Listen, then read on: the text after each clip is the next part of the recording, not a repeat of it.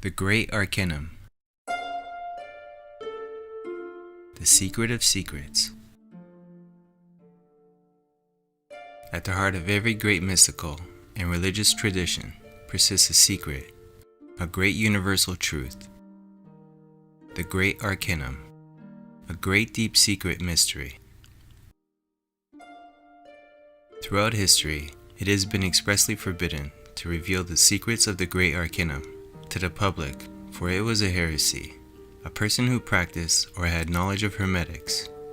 Thus its mysteries have remained a hidden legacy, veiled behind mystical stories and the world's inheritance of art and literature. For all to admire, some to imitate, but few to understand. Hidden in Egyptian monuments, under the gaze of the Vedic gods, between the lines of old books of alchemy, and intriguing us from the mist of the Aztecs and Mayans. The essence of the secret doctrine has always been there. Throughout the history of humanity, only a select few were initiated into the mysteries of this great universal truth, and those few guided the rest of humanity and gave them the outward symbols of that truth as guidance. For the Great Arcanum, the secret of secrets, was fiercely protected and offered only to those who have proven their moral purity and trustworthiness. But as humanity entered the Dark Age, the divine knowledge went underground to survive in few areas around the world. For many centuries, the Great Arcanum has been calling to humanity from behind the stories and myths that veil it. The knowledge it delivers is universal and applies to all true religions and mystical traditions. Whether it is the serpent of Adam and Eve from the Judeo-Christian tradition, the serpent of the Aztec tradition, the serpent climbing the caduceus of the Greek god Hermes, or the serpents of the Hindu or Buddhist traditions, all these symbols contain the same teachings. Finally, after centuries of darkness and ignorance, the time has come for this hidden doctrine to be revealed. All religions are precious jewels on the golden string of divinity.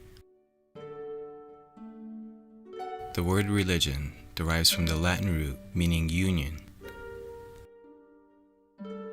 The word yoga is derived from the Sanskrit root yug, which also means union. At their base, the different traditions of the East and West describe the same goals: union with divinity. Religious traditions provide the map that one must follow in order to reach unification with the divine. Every religion seeks to express the same core knowledge, but one needs the right tools in order to read the map. With the right tools and their proper use, any religion or tradition may enter into the direct, experiential knowledge of the divine.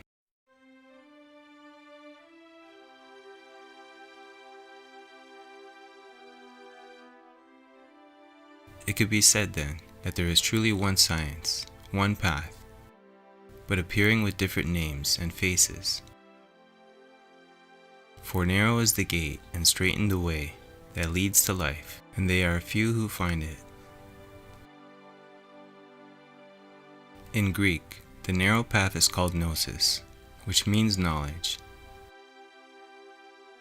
In Hebrew, the same narrow path is called da'ath, which also means knowledge. This path is represented by the famous tree of knowledge in the book of Genesis, and the clue to entering the direct experience of God can be found through understanding the symbol of the tree of knowledge. To those with eyes to see and ears to hear. The Old Testament appears to be basic spiritual instructions in the form of stories and histories, yet in truth, it is a vehicle of the secret knowledge. Although of Jewish lineage, Moses was raised to be an Egyptian pharaoh and was trained in not only the hidden wisdom of Egypt, but also that of his native Judaism.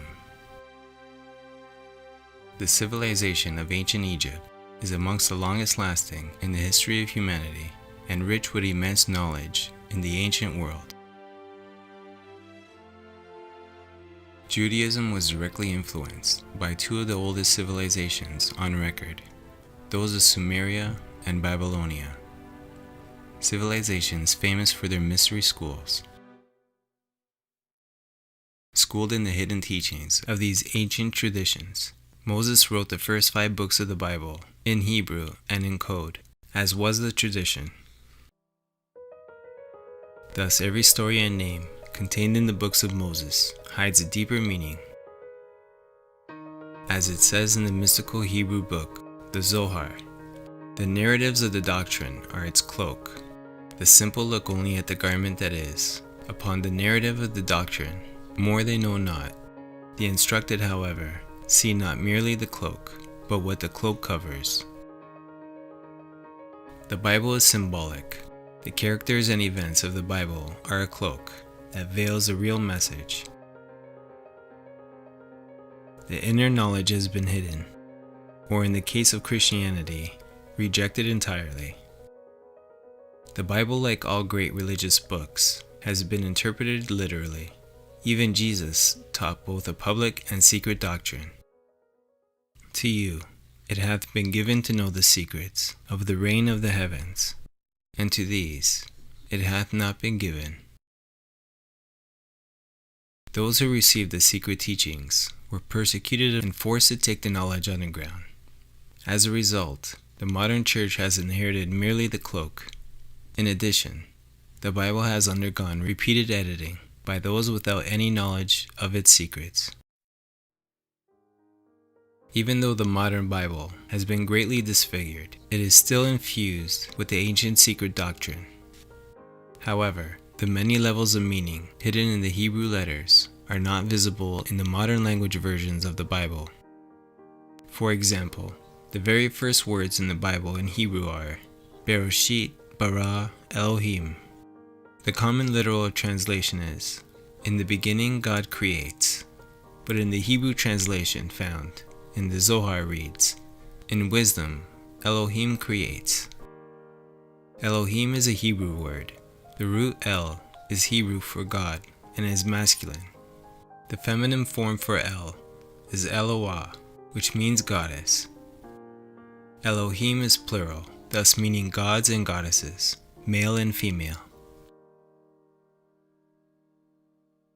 In contrast to the image of a bearded old man, God is established in the first 3 words of the Bible as androgynous, containing both male and female.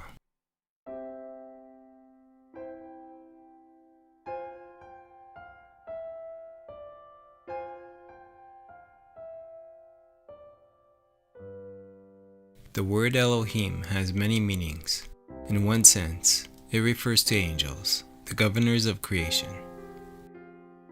These divine beings are male and female, in the image of their Creator.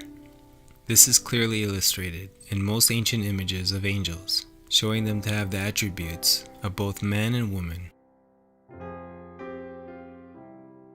In the Bible, the angel that oversaw the creation of humanity is called Jehovah Elohim. Jehovah Elohim formed man from the dust of the earth. He blew into his nostrils the breath of life, and man became a living being. Jehovah is another important name of God.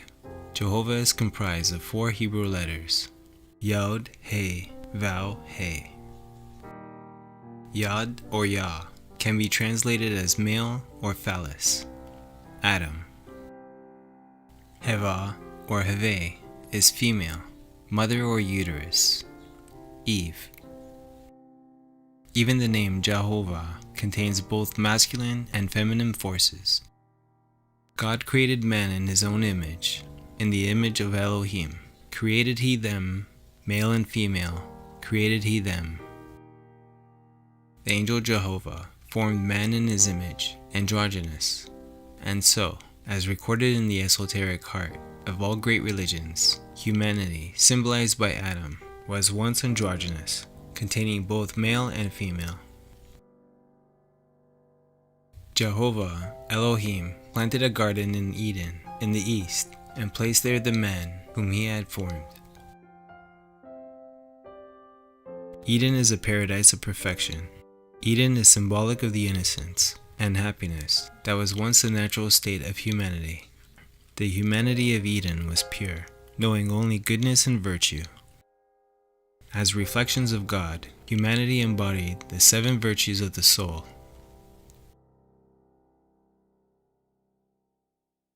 According to esoteric wisdom, there exist 7 fundamental dimensions.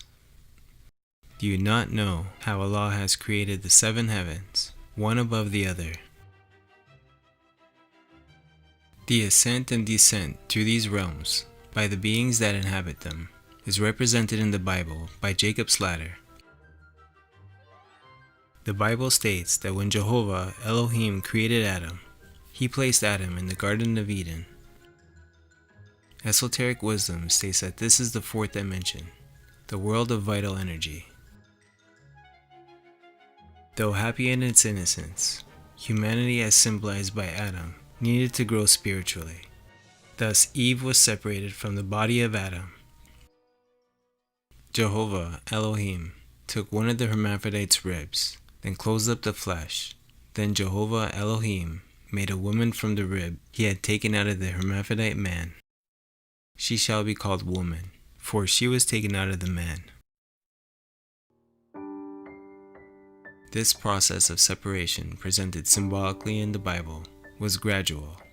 The human hermaphrodite was separated into 2 sexes, male and female, so that they may see themselves better, to know themselves.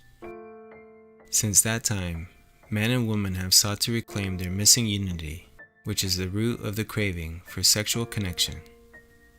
For this reason, a man will leave his father and mother, and be united with his wife, and they shall be one flesh.